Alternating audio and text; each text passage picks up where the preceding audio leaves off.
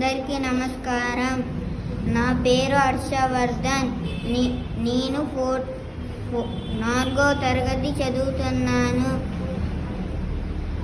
నేను GK coaching క్లాసెస్కి వెళ్తున్నాను. ఓకే. కవి ఎవరిని మేల్కొలుపుతున్నాడు? కవి భారతీయ యువకులకు మేలుకొలుపుతున్నాడు. గుడ్. నవీన భారతదేశం అంటే ఏమిటి? సామాన్య ప్రజలకు కష్టాలు కన్నీళ్లు లేని భారతదేశం. ఇది నవీన భారతదేశం. Okay, good. నాగలి పట్టే వాళ్ళ నుండి ఏమి ఉద్భవించింది? నాగలు పట్టే వ్యవసాయదారుల నుండి